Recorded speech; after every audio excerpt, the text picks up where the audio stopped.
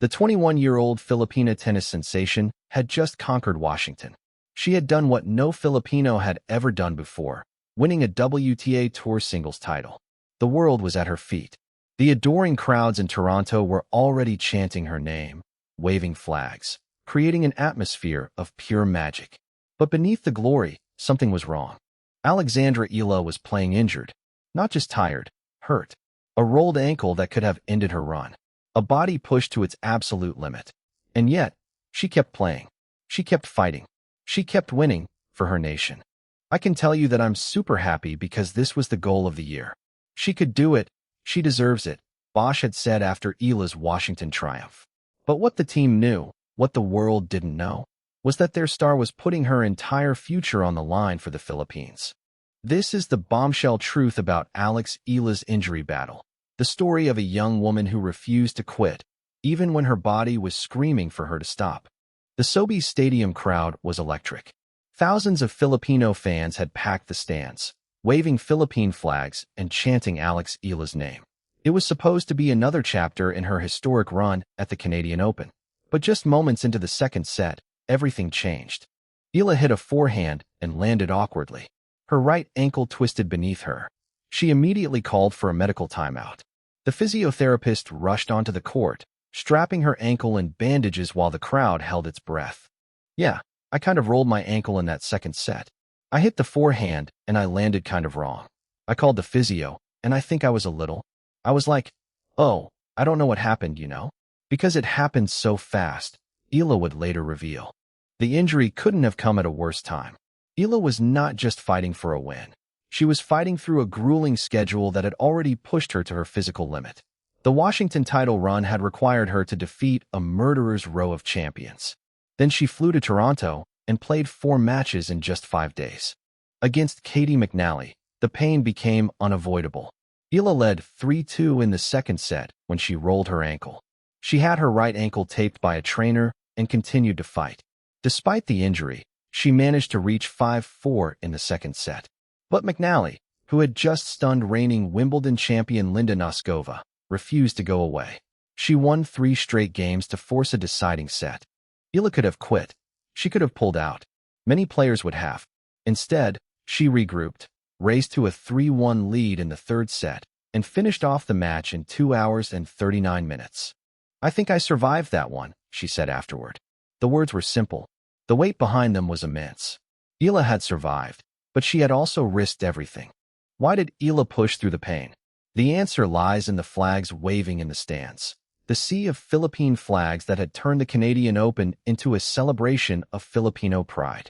Eala wasn't just playing for herself. She was playing for millions of Kababayan who had traveled from across Canada and the United States to support her. These 2 weeks have been incredible for me. Just so many extreme emotions, and I'm doing my best to power through and be professional and do what I know how to do, Eala said after the McNally win. To play in front of you guys, it's amazing. The motivation to come here and play another match, everything just becomes so much more emotional. The pressure had taken its toll. Eala's coach, Joan Bosch, had described the run as incredibly demanding. 4 matches in 5 days, 7 consecutive victories, a rapid trip from one emotionally charged tournament to another.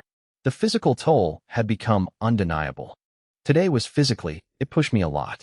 I have a lot of matches in the bag, but that goes for good and bad. I think this is also a learning process. We're athletes, so that kind of physical is, it's like a huge part of our job, Eala admitted.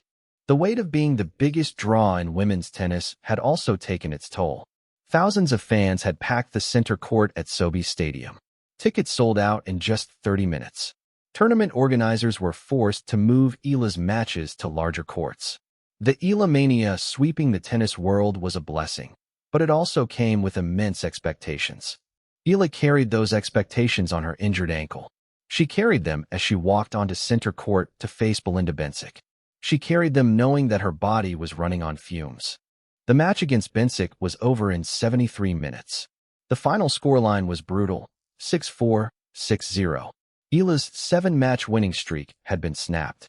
The statistics told the story of a player who had simply run out of gas. Bencic won 61.3% of the total points in the match. Eala won only 46.4% of her first serve points compared to Bencic's 72.4%. The Swiss star converted 3 of 6 breakpoint chances while Eala could only manage 2 breaks from 4 opportunities in the opening set. The physical and mental exhaustion had caught up with Eala. Her movement was less sharp. Her shots were less precise. The ankle injury that she had dismissed as no serious problems had clearly affected her ability to compete at her highest level. But Eala refused to make excuses. After the defeat, she was honest about what had happened. "Tough one today," Eala said. "I think Belinda put me in some really tough situations. I think she played really well. Wasn't able to kind of get myself out and, out of a certain mood." She admitted that the exhaustion and injury had caught up with her. "I'm tired," she said with typical honesty. "I am as tired as one can be at this stage. You can imagine a lot of matches, but that's the job." Eala had given everything she had for her nation, and the nation had responded with gratitude. As she left the court, the Filipino fans in Toronto serenaded her with cheers. She waved and blew kisses to the crowd. The dream was over, but the love was undeniable. Behind every great champion is a coach who believes in them. For Alexandra Eala, that coach is Joan Bosch, the Spaniard who has been with her every step of the way. Bosch, a former tennis player who once worked alongside former world number 1 Carlos Moya, joined Eala's team 3 years ago. He became one of the pioneers of the Rafa Nadal Academy in Mallorca, where Eala further mastered her game since she was 13. The partnership between Bosch and Eala has been described as a perfect combination, like Spanish latte and pan de sal. "I think he plays a big part in my development as a player, and I trust him a lot," Eala said of Bosch. "I think we work great as a team alongside my other 2 coaches from the academy. I think it's really important to have someone who backs you and believes in you." When Eala's ankle was injured in Toronto, Bosch was there. When the exhaustion threatened to overwhelm her, Bosch was there. He has become her confidant, the voice that helps her stay composed when momentum shifts against her. "He said that I just have to keep going because if I'm there for every ball, I'll have my chances," Eala said. "And I did. Like always, he's right. I think it helps me feel like I'm not alone on court." Bosch's belief in Eala has never wavered. "I can tell you that I'm super happy because this was the goal of the year. She could do it. She deserves it," he said after her Washington triumph. It is this belief that has carried Eala through her toughest moments. "Team Macpherson is the best tennis team in the world, the best tennis team in the history of the world," Bosch had said. And Eala had responded with an attitude that reflected those words, pushing through, fighting back, refusing to quit. Despite the devastating loss in Toronto, Alexandra Eala was already looking ahead. She revealed that she planned to take a short break before the Cincinnati Open, a key tune-up for the U.S. Open. "Yeah, I definitely will take maybe 2 days off, a day or 2, she said. She jokingly added that a haircut and a manicure were among her immediate priorities. "I need to get a haircut. I haven't gotten a haircut in a while. My nails are grown out. So, yeah, I'll do a couple things just to get my mind off tennis." But even in her exhaustion, Eala's focus was already on the future. The world was watching, and Eala was determined to be ready. "I'm taking the lessons that I have from these 2 weeks and hopefully implementing them even more and in a better way in Cincinnati and New York," she said. Eala's farewell to the Filipino fans was a powerful message of gratitude and determination. "Maraming salamat mga kababayan sa lahing ginawa niyo para sa akin ngayong linggo dito sa Toronto, sa Washington," she said in Tagalog. "At sa lahing ginagawa niyo para sa akin. Palagi kayong sumasuporta, palagi kayong nagdadasal, palagi kayong nagpupuyat kaya tuloy-tuloy akong magtatrabaho. Salamat." The message was clear. Eala would be back. Stronger, better, more determined than ever. She had put her future on the line for her nation, and the nation had responded with unwavering support. Now, she would take the lessons from her injury, her exhaustion, and her defeat, and she would come back even stronger.